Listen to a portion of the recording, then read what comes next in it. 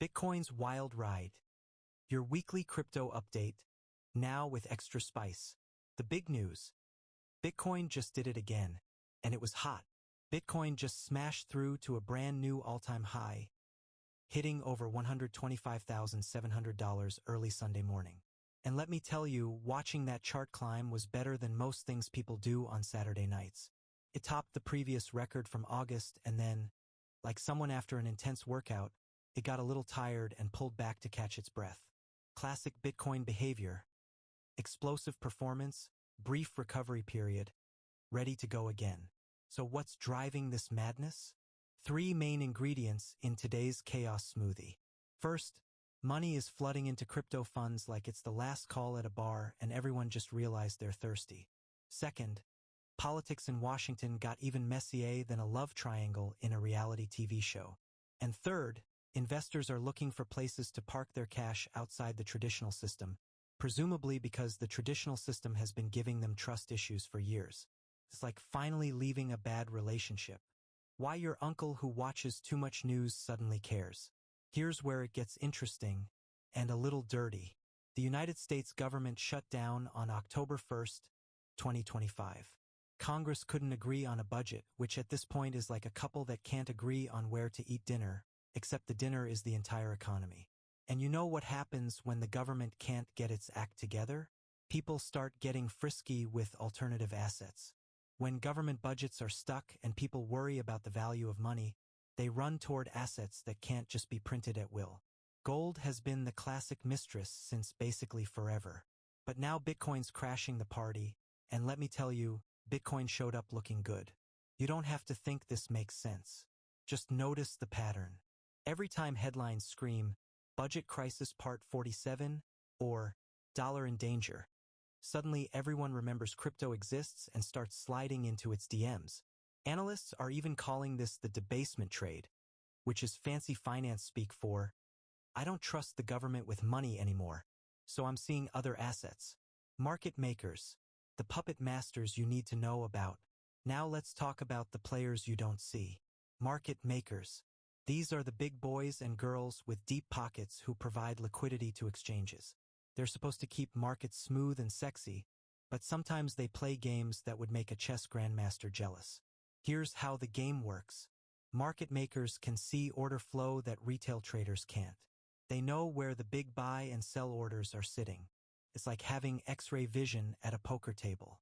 They can use this to push prices around, trigger stop losses, and accumulate positions before the real move happens. Ever notice how Bitcoin sometimes drops hard right before a massive rally? That's not an accident. That's market makers sweeping the liquidity from weak hands before the real pump. They'll push the price down, trigger everyone's stop losses, accumulate a fat position at lower prices, and then let it rip. It's manipulation, but it's legal manipulation. The market is their playground, and we're just playing on their equipment. Some traders call it stop-loss hunting. Others call it liquidity grab. I call it getting bent over by someone with better tools than you. But here's the thing. Once you know the game, you can sometimes play along. When you see those brutal dips that feel like they came out of nowhere, that's often your signal that a reversal is coming. The market makers aren't dropping the price for fun. They're positioning for the next leg up. The boring but actually important part. Fund flows, or follow the money, honey. Remember when buying crypto meant navigating sketchy websites at 3 in the morning, like trying to score something illegal? Those days are mostly gone.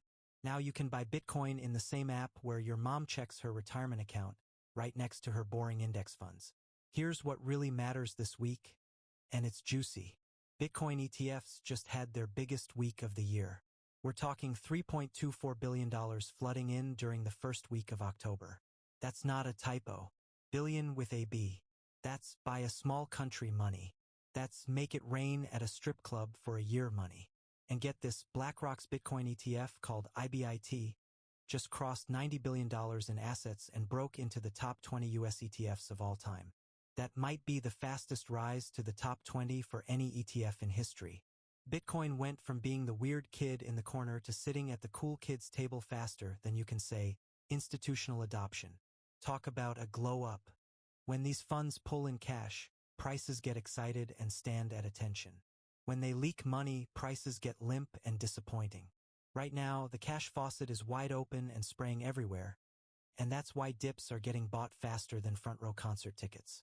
If the inflows keep coming, every little price drop will have buyers lining up like it's a sample sale. If they stop, well, prepare for blue balls. The relationship status. It's complicated. Let's talk about Bitcoin and Ethereum like the dysfunctional couple they are. Bitcoin is having the time of its life right now, living its best life, setting records, getting all the attention. It's like the hot person at the party that everyone wants to talk to. Ethereum? Ethereum is standing in the corner, nursing a drink, wondering what happened to the spark. Ethereum is trading around $4,500 to $4,600. That's not bad. That's actually pretty good. But it's not new all-time high good. Earlier in September, Ethereum actually saw money flowing out of its ETFs, which is the financial equivalent of your partner's friends telling you they're just not that into you anymore. This is classic relationship drama playing out in market form. Bitcoin is getting all hot and heavy with new money, and Ethereum is left wondering when it's going to get some action. The technical term for this is Bitcoin dominance, but really it's just one asset being way more attractive to investors right now. The key question: will this relationship open up? Will the money start spreading to Ethereum and the other altcoins? Or is Bitcoin going to keep hogging all the attention like a narcissistic partner? Right now, it's mostly a Bitcoin party, and everyone else is waiting for an invitation. October, a love story. Crypto traders have a cute name for October, Uptober. And honestly, Bitcoin and October have been having a steamy affair for years. Bitcoin has had gains in 9 out of the past 10 Octobers. This isn't a fling. This is a recurring booty call that actually delivers. This October is living up to the hype so far, with Bitcoin up 11% for the week and 34% year to date. Some analysts are getting really excited, and I mean really excited. Standard Chartered's head of digital assets research says Bitcoin should rally as high as $135,000. JP Morgan just raised their year-end target to $165,000. Those are big, bold predictions from serious financial institutions that don't usually talk dirty like this. The government shutdown plot twist. Dysfunction is sexy now. Now here's the really weird part, and it's giving very much, I can fix him energy. The government shutdown, which usually makes markets nervous, seems to be turning Bitcoin on. Why? Because apparently Bitcoin has a thing for chaos. First, when the government shuts down, key economic reports don't get published. No jobs data, no retail sales numbers. Investors are flying blind, and you know what happens when the lights go out? People get adventurous. When there's uncertainty about traditional economic indicators, some people move money into alternative assets, like Bitcoin. Second, without clear economic data, the Federal Reserve is more likely to play it safe and cut interest rates. And rate cuts are like foreplay for risk assets. Right now, there's a 99% chance the Fed cuts rates this month. That's basically guaranteed. That's yes, daddy energy from the central bank. Third, and this is the philosophical part, some investors see Bitcoin as a hedge against government dysfunction. When Congress can't even agree on basic funding, the pitch for decentralized, government-independent money starts sounding seductive. It's like Bitcoin is whispering, I'll never disappoint you like they did, baby. Market maker games. The whale watching edition. Let's get back to the market makers and whales because this is where it gets really interesting. These players don't just provide liquidity. They manipulate, accumulate, and dominate. And they do it in ways that would make Machiavelli proud. One common tactic is called spoofing. A market maker will place huge fake orders on one side of the order book to make it look like there's massive buying or selling pressure. Everyone sees this giant wall of orders and thinks, oh snap, someone knows something. Then, once retail traders pile in, the market maker cancels those fake orders and takes the opposite position. It's like catfishing, but for trading. Another favorite is wash trading. Market makers trade with themselves to create fake volume and give the illusion of activity. It's like paying actors to stand in line outside your restaurant to make it look popular. The SEC frowns on this, but in crypto, especially on offshore exchanges, it happens more than you'd think. Then there's the classic pump and dump. Except when market makers do it, it's more sophisticated. They'll accumulate a position slowly, quietly, like a predator stalking prey. Then they'll trigger a rally with strategic buying, let the FOMO crowd pile in, and distribute their bags at the top to the enthusiastic buyers. By the time retail realizes what happened, the smart money is already counting their profits. The liquidation cascade is another beauty. Market makers know where the leverage is stacked. They can see where all the stop losses and liquidation prices are sitting. So they'll push the price just far enough to trigger a wave of forced selling, watch the panic unfold, and buy back at lower prices. It's ruthless, it's effective, and it happens all the time. Stablecoins. The boring partner you actually need. Stablecoins are supposed to be the boring, reliable ones. They're the steady partner who shows up on time and doesn't create drama. They're digital tokens designed to be worth exactly $1, acting like digital cash for the crypto world. But regulators have been asking uncomfortable questions lately, like, do you actually have the dollars you claim to have? It's like asking your partner if they're really working late or if they're seeing someone else. And honestly, some stablecoins have been lying. The crackdown means fewer sketchy options floating around. The remaining stablecoins should be sturdy enough for real business use. Payroll, payments, moving money across borders without someone charging you $47 in fees just because they can. Here's something cool. One big stablecoin issuer is testing on-chain refunds. That's basically an undo button for when you accidentally send money to the wrong address. Banks have had this feature since the 1990s, but hey, crypto's getting there. It's like finally learning emotional intelligence in your 30s. What actually matters this week? The three-way you need to watch. Let me break down the three forces steering the market right now. And yes, they're all getting intimate with each other. Force number 1, fund flows. This is the new heartbeat of crypto, and right now it's pounding. Billions of dollars moving with a click. When institutional money floods in through ETFs, it supports prices in ways that retail investors alone never could. It's the difference between a house party and a club with bottle service. Force number 2, politics and rates. When the dollar acts weak and everyone's talking about easier monetary policy, risk appetite goes up. That's finance speak for people are feeling frisky and want to gamble. With a government shutdown and almost certain rate cuts coming, the environment is friendly for risky assets like crypto. It's creating the conditions for explosive moves. Force number 3, rules and plumbing. Clearer ETF pathways and licensed stablecoins mean fewer nasty surprises. It makes the whole ecosystem safer for regular users who just want to invest without worrying about exchange hacks or getting screwed. Think of it as the crypto market finally agreeing to use protection. Why the last crash felt like a bad breakup. A few weeks ago, prices dropped hard and fast. It was brutal. Why? Many crypto traders use borrowed money, called leverage. It sounds fancy, but it's actually terrifying. When prices fall, exchanges automatically sell positions to cover those loans. That triggers more selling, which triggers more selling. It's like dominoes made of anxiety and regret, falling over in slow motion while you watch helplessly. This is what's called a liquidation cascade, and it's one of the market makers' favorite hunting grounds. They know exactly where the leverage is piled up. They can push the price down just enough to start the cascade, then sit back and watch as billions of dollars in positions get force liquidated. Then they buy at the bottom like vultures picking at a carcass. After that kind of chaos, markets hit reset. Old positions get wiped out. Weak hands get shaken out. People who were trading on emotion get destroyed. And then prices start moving based on new information instead of a cascade of forced liquidations. That's where we are now. Post-reset, inflows returning, and people cautiously testing if they can make money again without getting wrecked. Your simple, are we having fun yet? Checklist. Want to know if crypto is in a good place?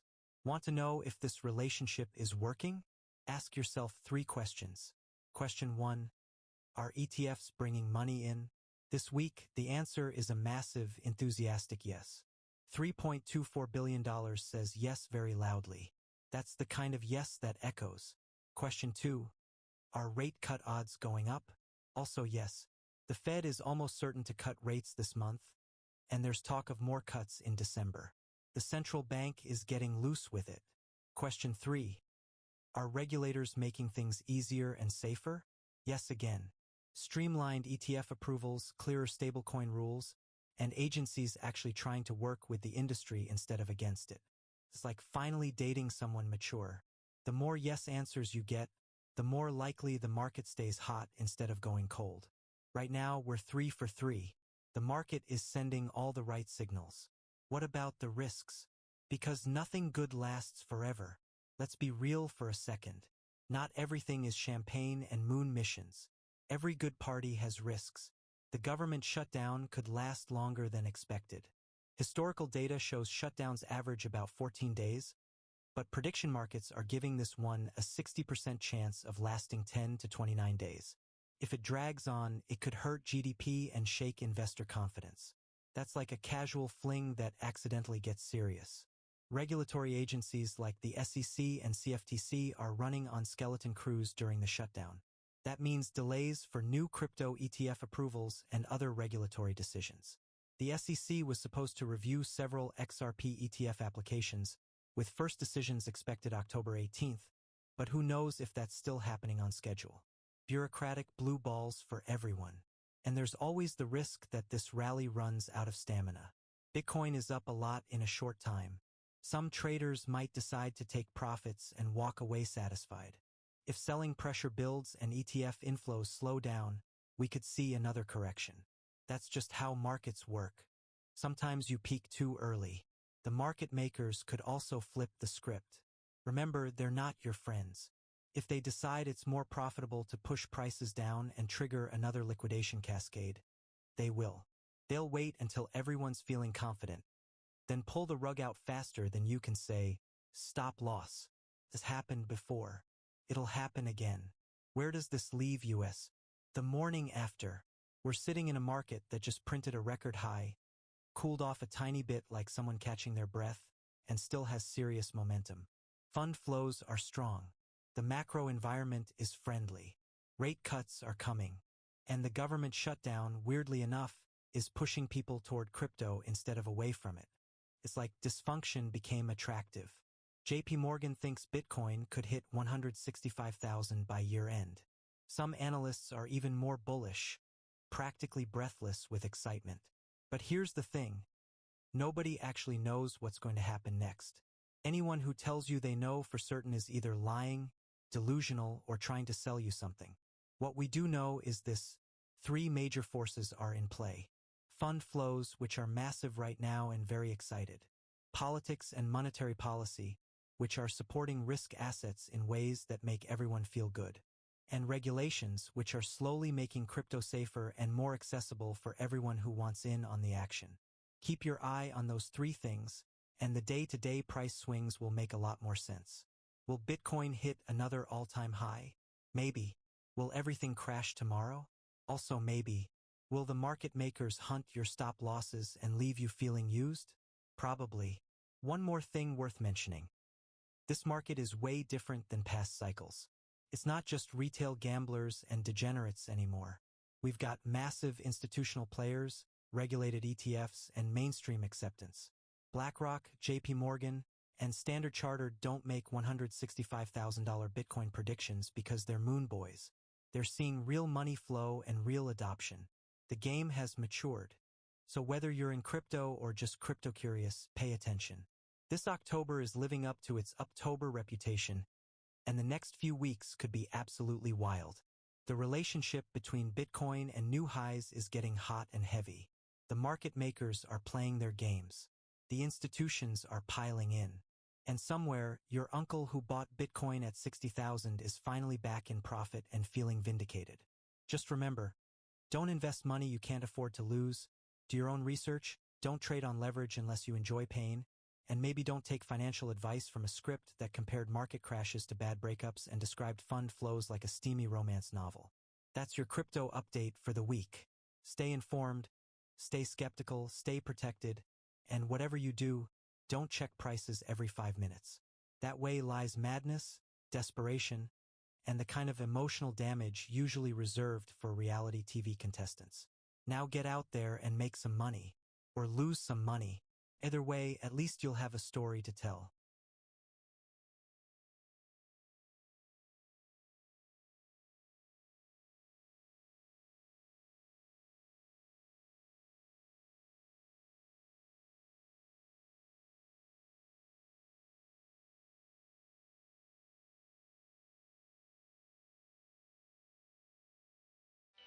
Hey traders! Navigating the market can be tough, right? Sometimes, you just wish you had a clearer map. Enter the Advanced Liquidations Heatmap. Get a clearer view of market trends. Understand shifts before they catch you off guard. Feel more confident in your trading decisions. No gimmicks, just a solid tool to help you trade better. Check out the Advanced Liquidations Heatmap at huntergatherers.tech. Please see the links in the description below. Have a nice day!